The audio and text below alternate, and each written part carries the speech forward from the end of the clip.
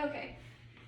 This is my head to toe assessment. I've gathered my supplies, I've washed my hands, I've provided privacy. I'm going to introduce myself. Hello, my name is Lauren. I'll be your nurse today.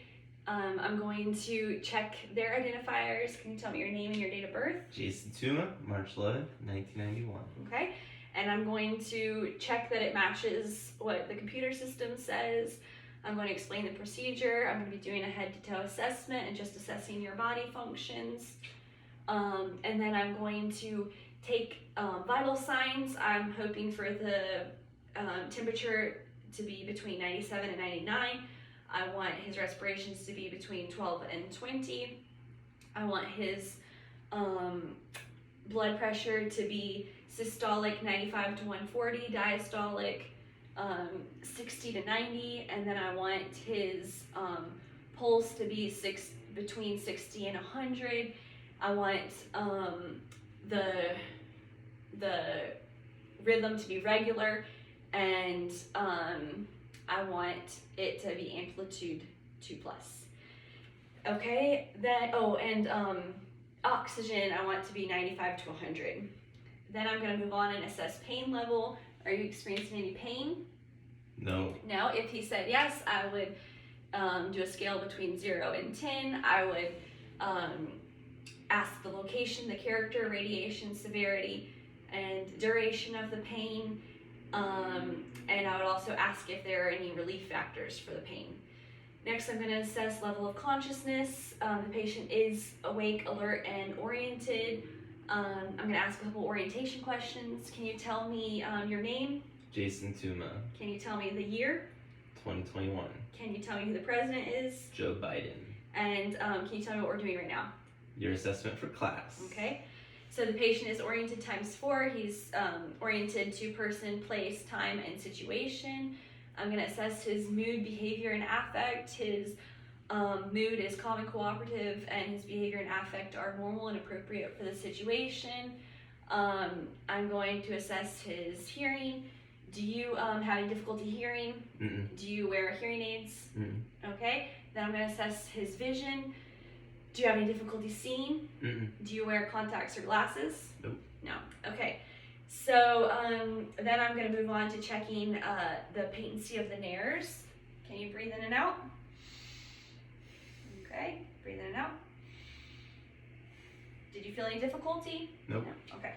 Then I'm going to inspect his mouth. I'm going to be checking the lips, mouth, and teeth, and oral mucosa. Can you open your mouth? Okay, his mouth is moist and normal pink color. I'm going to check cranial nerves 9 and 10.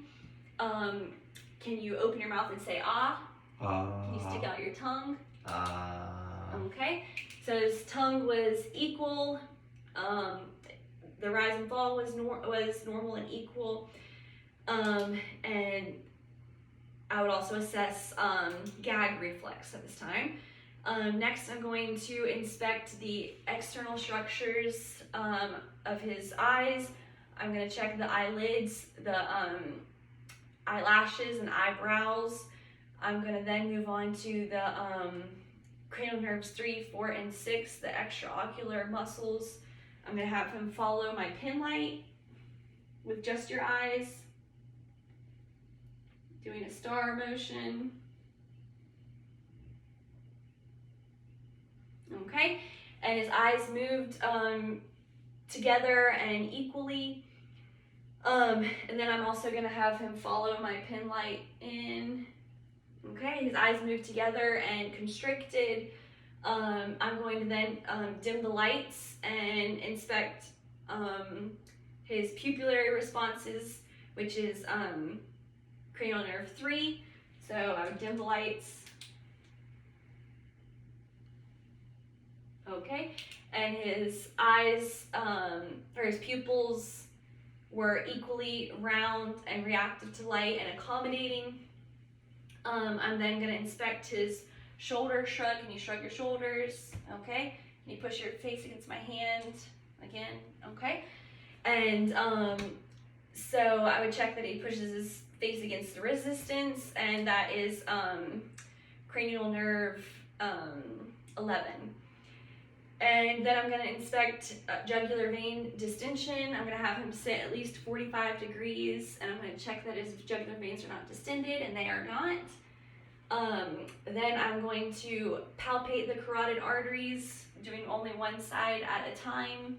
So I'm going to palpate like this. I'm either going to hear, I want to hear either nothing or S1 and S2. I don't want to hear any swishing or bruise. Then I'm going to auscultate the carotid arteries using my stethoscope.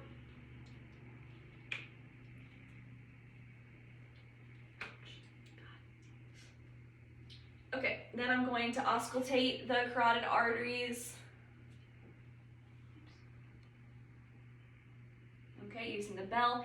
And this is where I would want to hear S1 or S1 and S2, nothing, or swishing and bruise.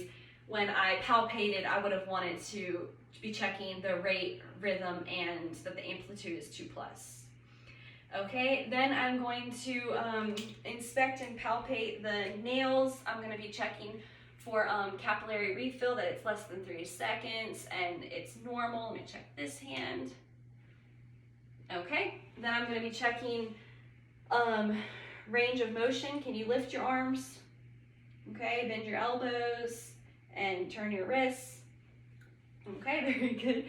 Okay, so then his range of motion is normal. So I'm going to be checking his radial pulses.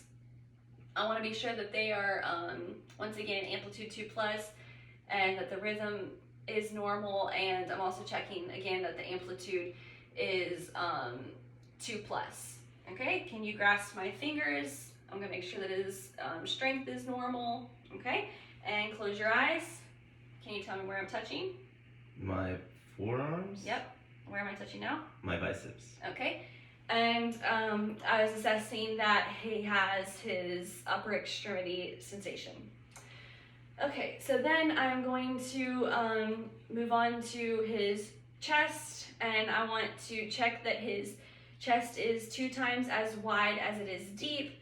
I'm going to inspect the rate, rhythm, and depth of the respirations. I want them to be between 12 and 20 respirations, and I want to be sure that the respirations are appropriate for the situation.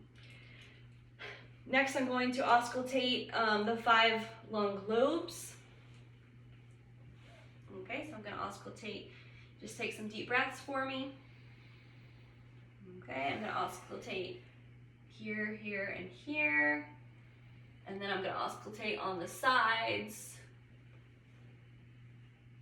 Okay, good. And then lean forward. I'm going to auscultate in the 4 places on the back. Okay, keep breathing. Okay, keep breathing. I want the lung lobes to be clear, mixed breathing sounds, and I don't want to hear any wheezing, stridor, crackles, or rhonchi when I'm listening.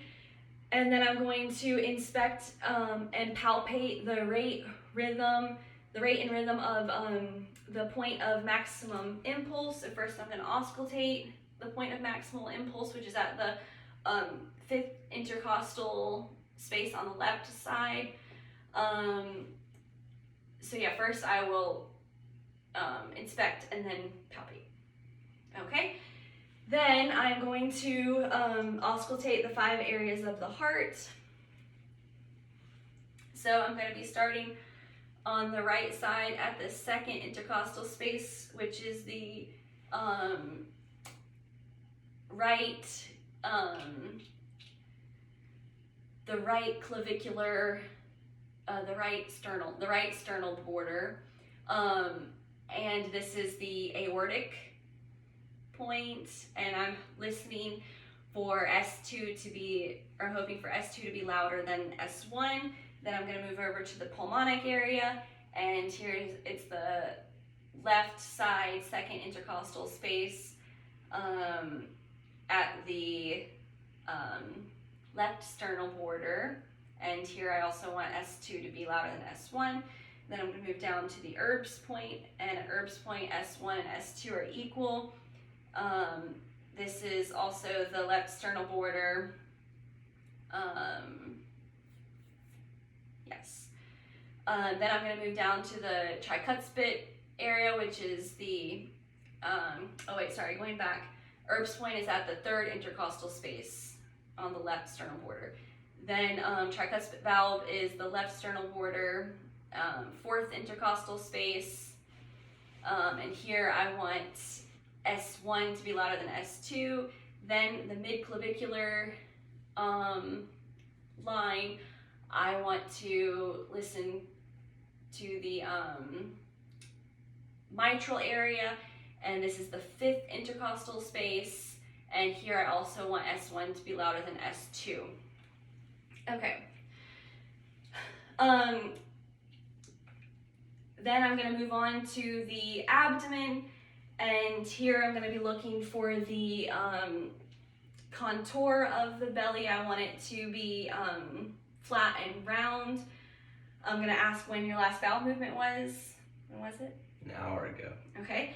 And then I'm going to ask, are you experiencing any urinary retention or incontinence? No. Okay. Then I'm going to auscultate for bowel sounds. Starting at the right lower quadrant, I'm going to be auscultating for 1 minute in each spot, moving up to the right upper quadrant, over to the left upper quadrant, and down to the left lower quadrant. So I will listen for 1 minute at each of the 4 spots. Normal bowel sounds are 5 to 30. If I hear no sounds, I'll listen for another 2 minutes in each spot. And if I still don't hear anything, I can go up to listening for 5 minutes at each spot. Then I'm going to palpate for tenderness in the same order, palpating the lower right, the upper right, the upper left, and the lower left. I'm going to be assessing for any pain or tenderness. Did you feel any pain? Okay. Then I'm going to palpate the femoral artery. Okay, and then moving on down to the lower extremities, I'm going to inspect and palpate the toes and checking for capillary refill, and I'm checking that it's less than 3 seconds. And then I'm going to inspect and palpate the foot pulses. I'm going to be checking the pedal pulses. I'm going to be checking that the rhythm and rate are normal, and that they're symmetrical. And then I'm going to be checking the posterior tibial pulses, and that is like kind of behind the ankle. And then I'm going to inspect for range of motion. Can you stand up? Okay. Can you raise your knee and put your leg forward and backwards? Okay. So I'm going to be checking the range of motion of the hip, knee, and ankle. I'm going to assess leg strength. Can you raise your leg for me? Okay, raise this leg. Good. And foot strength, push against my hands, okay. All the strength is normal in his lower extremities. I'm gonna then assess sensation. Can you close your eyes? Where am I touching? Calves. Where am I touching? Thighs. Okay. Sensation is intact, and then all throughout the assessment, I would be checking the integumentary system, and I'd be looking at his skin color, temperature, moisture, if there's any edema, if there's any lesions in the skin, and then I'm going to be assessing if there's any IVs, invasive lines, wounds, drains, making sure like the IV site looks okay, and then I'm going to be also performing a Braden scale assessment. And for a Braden scale, it's checking for pressure ulcers, and I'm hoping to find that the assessment is between 18 and 23, because that is normal. The assessment doesn't go any higher than 23. If it's less than 18, then they're at risk for pressure ulcers. Okay, that's my head to toe.